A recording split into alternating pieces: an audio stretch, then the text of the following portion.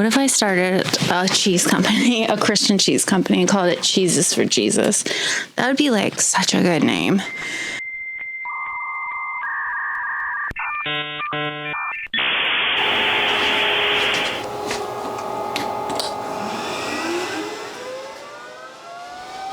Hi besties, welcome back to the channel.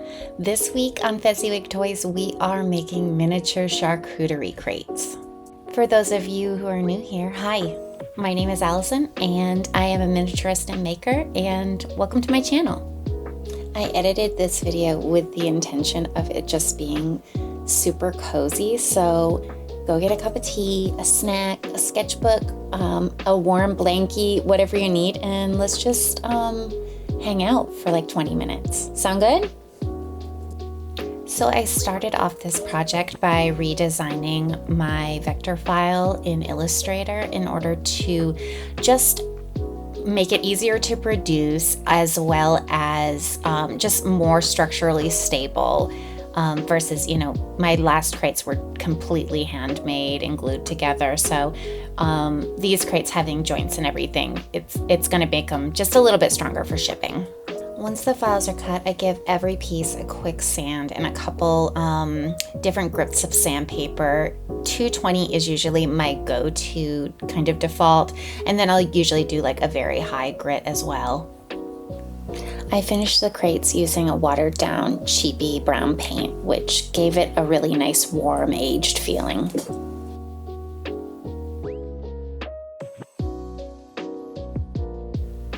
For assembly, I just used some Gorilla Glue wood glue. Don't ask me why there's white glue there. I don't know. I did not use that. I generally don't use that for wood. I certainly think you can, at least for miniatures, but I don't. And I apply it with just a little toothpick. Making miniatures is really persnickety work. And it's certainly for, there's a wide spectrum of how, perfectionistic you want to make it. But I don't know, I find there's something soothing to my brain about just doing things intricately and repetitively as well. I don't know. Do you have that weird thing with your brain too?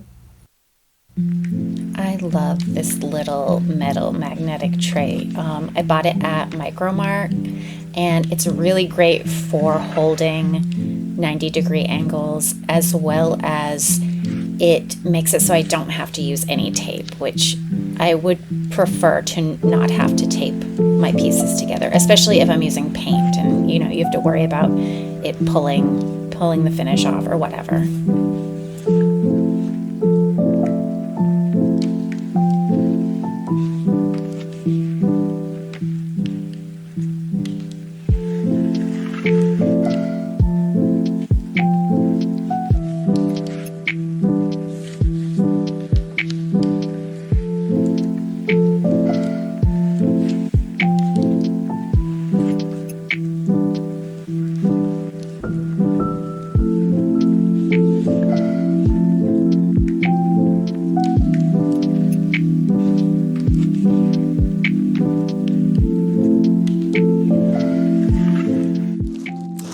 This is where we're at on our journey.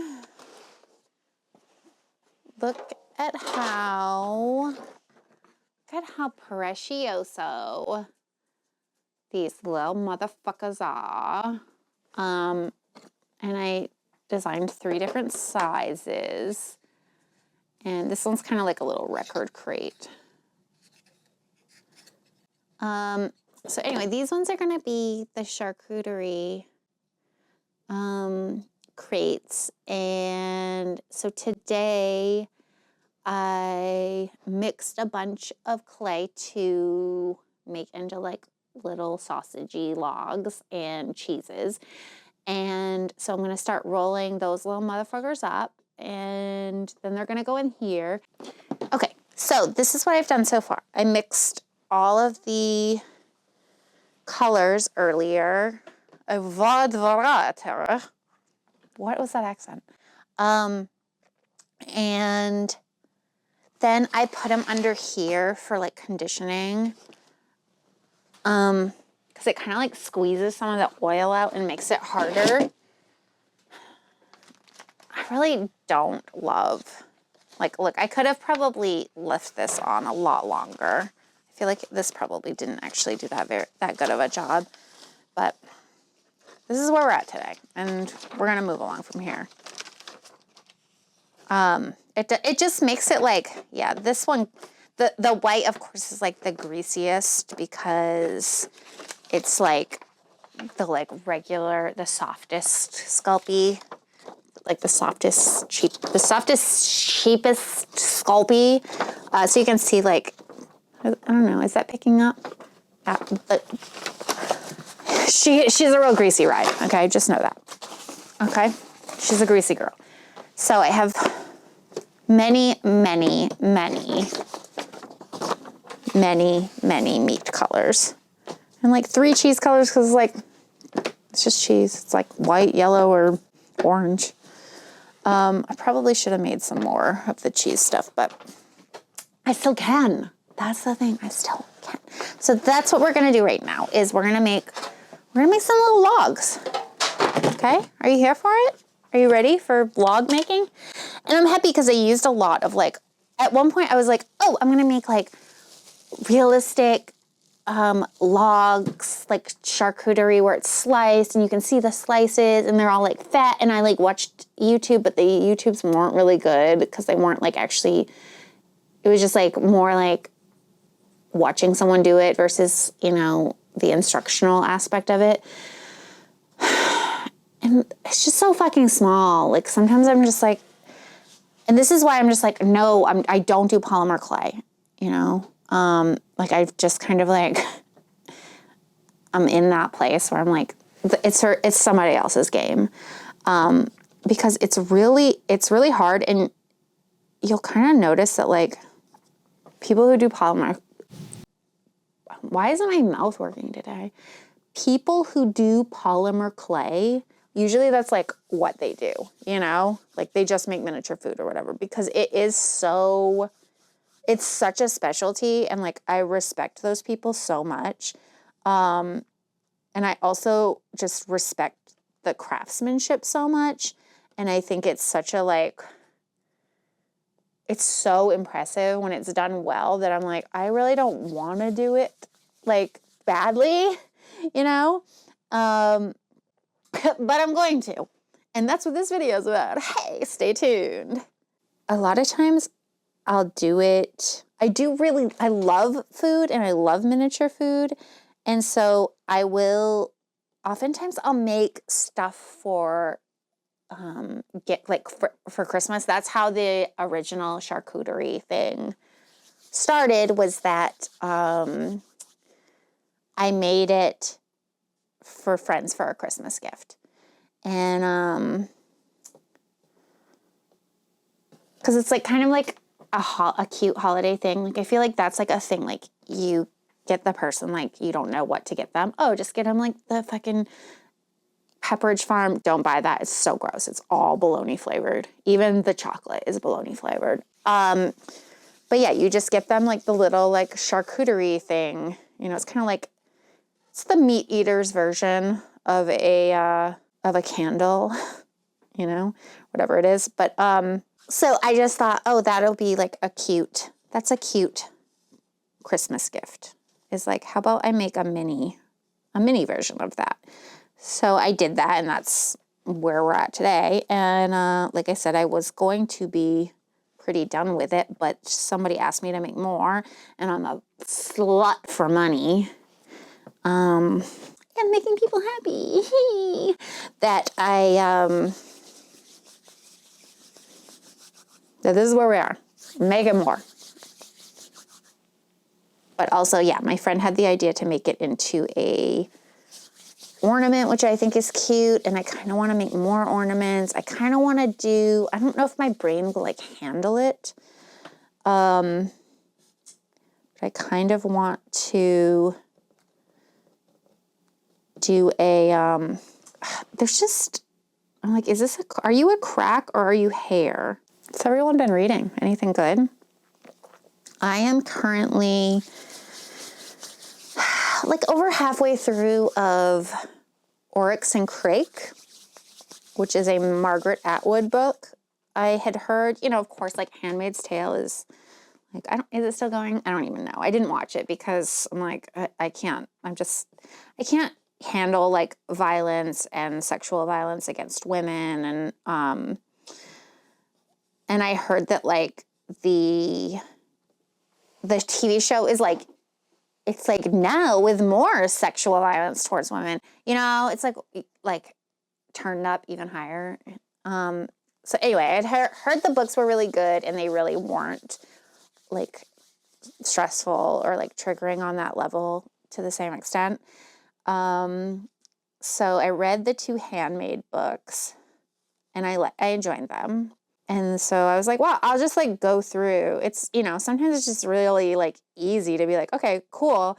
Here's a writer and she's been writing for, 30 or 40 years or something. So here's a bunch of books and I'll just go through and like, bam, bam, bam, bam, bam, read them all, add them all to my Libby. Speaking of, do you have Libby?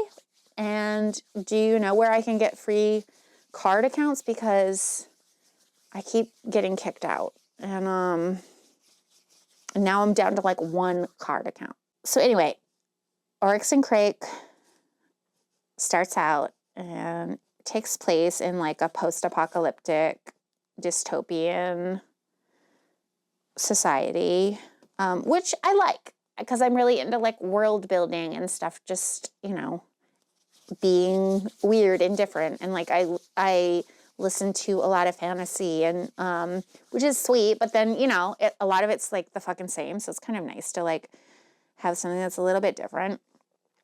But then it gets into like talking about child pornography and sex slavery, and I'm just like, Marge, can we have a talk right now? Like, what? Are you okay? Like, why does it have to be so fucking dark? Also, it's like a lot of the,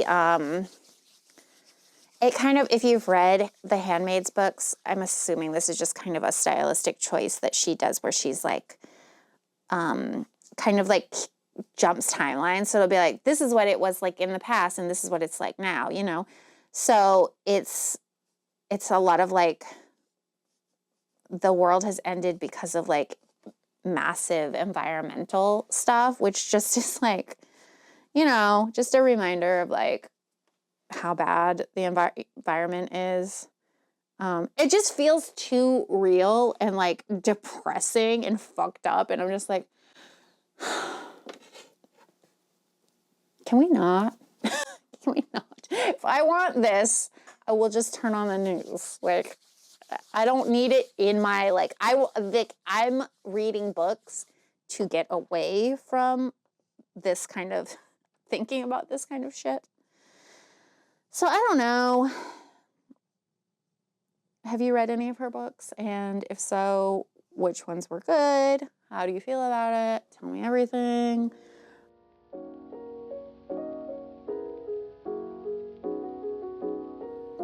Would y'all prefer voiceover or talking head or just music? How would you like to absorb my personality? If you're like, we never want to hear your voice again, that's fine too. Just let me know. I'm here to serve you, okay? I know I sound like a screech owl, okay? And that's, it's taken me 44 years, but I've come to a place of acceptance with that. So when I first started off this project, I basically just approached it the same way I had with my original charcuterie crates from a couple years ago, which is like make really, really basic shapes and slap some labels on them and call it a day.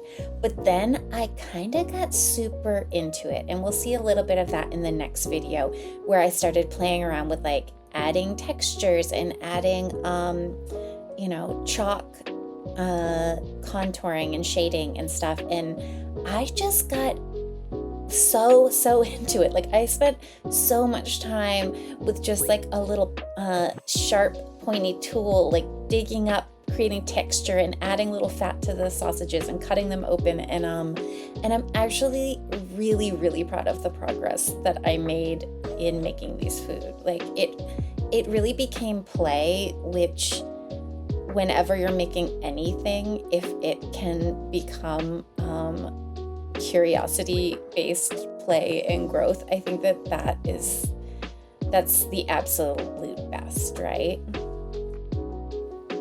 It's a fun project to make this sort of thing because essentially it's like, can you roll up a sausage shape or make a little square? So really it's if there's one thing you take away from this video, I hope it's that you don't have to know much to kind of make something look great and fun and have fun doing it, you know?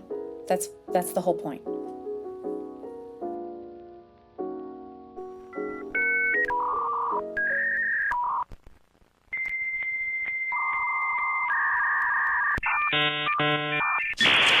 Congratulations, bestie. We did it again. We completed another long and arduous video. More arduous probably for me than you. And if you're thinking, this video doesn't seem complete, you're not wrong. It's not. But the reality of the situation is I have a cold. I'm being a whiny baby. I'm tired of editing. And also, I just don't feel like society as a whole should be exposed to me for much longer than 15 minutes. So I smell a sequel. In fact, I've already shot a sequel. So stay tuned for that. If you can't possibly wait another week for more content from me, I understand. I'm very lovable. You can go and find me on many social media platforms at Fezziwig Toys. You can go buy things from me on my Etsy store. Again, Fezziwig Toys. And you can also subscribe and leave a comment and go watch more of my really awesome videos and tell me how great I am because I really need to hear it. My self-esteem is waning. Though I think I haven't checked. I think I have 24 subscribers. And I know they're not all my dad. Okay? I know they're not. Noodle is my number one fan. Huh. She's really bored. This is her playtime. Okay. Thank you so much for joining me, and I'll be back with more content because I know you just can't get enough of me. Yay. Okay, cool. I'll see you soon. Let's be best friends.